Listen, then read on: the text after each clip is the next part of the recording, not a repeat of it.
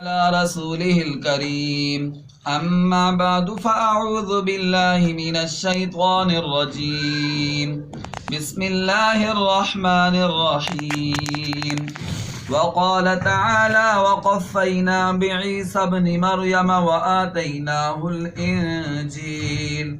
وجعلنا في قلوب الذين اتبعوه رأفة ورحمة ورهبانية ابتدعوها ما كتبناها عليهم إلا ابتغاء رضوان الله فما رعوها حق رعايتها وقال تعالى ولا تكونوا كالتي نقضت غزلها من بعد قوة أنكاثا صدق الله العظيم۔ میرے معزز سامعین و ناظرین اکرام، آج کے اس درس حدیث میں حدیث کی کتاب ریاض الصالحین کے باب فی المحافظۃ علی الاعمال الصالحہ وترک التہاون بها والتساہل فیہا کے آغاز سے دو آیت مبارکہ تلاوت کرنے کی سعادت حاصل کی ہے۔ جیسا کہ میں نے گزشتہ درس میں یہ بات آپ کے سامنے ذکر کی تھی کہ جو مصنف ہیں اس کتاب کے، وہ جب کسی نئے باب کو شروع کرتے ہیں تو قرآنی آیات سے شروع کرتے ہیں، اس کے بعد پھر اس باب کے متعلق احادیث پاک کو لاتے ہیں۔ اس باب کو بھی مصنف رحمۃ اللہ علیہ نے جب شروع کرنا چاہا تو شروع میں قرآن پاک کی 4 آیات مبارکہ کو لائے ہیں، جن میں سے پہلی آیت سورہ حدید کی تھی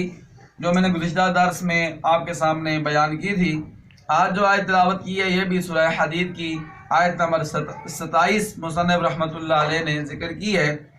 اس آیت مبارکہ میں یہ ہے کہ اللہ تعالیٰ فرماتے ہیں ہم نے پھر ان کے بعد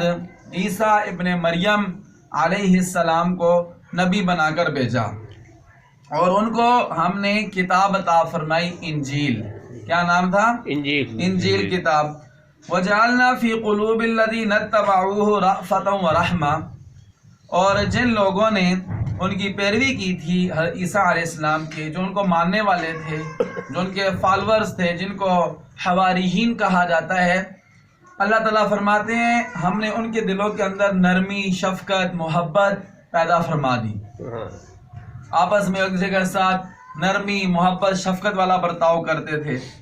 جیسا کہ امت محمدیہ کی اللہ تعالیٰ نے جب ہمارے پیارے نبی صلی اللہ علیہ وسلم کے صحابہ اکرام کی صفات ذکر فرمائی قرآن پاک میں، تو فرمایا محمد رسول اللہ والذین معہ اشداء علی الکفار رحماء بینہم، کہ محمد صلی اللہ علیہ وسلم اللہ کے رسول ہیں اور جو ان کے ساتھی ہیں اشداء علی الکفار، وہ کافروں پر بڑے سخت ہیں، رحماء بینہم، اور آپس میں بڑے رحم دل ہیں۔ لیکن جب عیسیٰ علیہ السلام کے حواریین، ان کے جو صحابہ تھے، جو ان کو ماننے والے تھے، ان کی صفت ذکر کی تو صرف ایک ہی ذکر کی کہ وہ نرم دل تھے۔ جب ہمارے نبی کے صحابہ کی صفت ذکر کی تو یہ کہا کہ کافروں پر سخت بھی ہیں اور آپس میں رحم دل بھی ہیں، اس لیے کہ عیسیٰ علیہ السلام کے جو حواریین تھے ان پر جہاد نہیں فرض تھا، اور امت محمدیہ اور پیارے نبی صلی اللہ علیہ وسلم کے جو صحابہ کرام تھے ان پر اللہ تعالیٰ نے جہاد کو بھی فرض کیا تھا، اس لیے دونوں صفات ان کے اندر اللہ تعالیٰ نے پیدا فرمائی۔ اور علامہ اقبال مرحوم نے بھی اس آیت کی تفسیر اپنے شعر میں کی ہے، کہتے ہیں اشداء والکفار رحماء بینہم، اس کی کہتے ہیں کہ ہو حلقہ یاراں تو بریشم کی طرح نرم۔ مومن کی صفت بیان کرتے ہیں کہ مومن کیسا ہونا چاہیے، ایک ایمان والا، ہو حلقہ یاراں تو بریشم کی طرح نرم، رزم حق و باطل ہو تو فولاد ہے مومن۔ یعنی جب اپنے دوست احباب ہوں، ایمان والے ہوں، مسلمان ہوں، تو ایسے نرم ہوتا ہے آپس میں ایک دوسرے کے ساتھ جیسے ریشم ہوتا ہے، اور جب کافروں سے مقابلہ آ جائے، میدان کارزار میں کودنا پڑ جائے تو پھر یہ فولاد کی طرح جو ہے وہ سخت ہو جاتا ہے۔ تو اللہ تعالیٰ فرماتے ہیں جو عیسیٰ علیہ السلام کے حواریین تھے ان کے دلوں کے اندر محبت کو، رحمت کو، شفقت کو ہم نے پیدا کر دیا۔ وَرَهْبَانِيَّةً ابْتَدَعُوهَا مَا كَتَبْنَا عَلَيْهِمْ، اور اللہ فرماتے ہیں جو عیسیٰ علیہ السلام کے حواریین تھے انہوں نے رہبانیت اختیار کر لی۔ رہبانیت کہتے ہیں سب کوئی دنیا کو چھوڑ دینا، ٹھیک ہے، گھر والوں کو چھوڑ دینا، بیوی بچوں کو چھوڑ دینا، ماں باپ کو چھوڑ دینا، اور جنگل میں چلا جانا، اور سب دنیا چھوڑ چھاڑ کے بس عبادت اللہ تعالیٰ کی کرنا۔ تو انہوں نے اللہ فرماتے ہیں انہوں نے رہبانیت کی راہ اختیار کر لی تھی،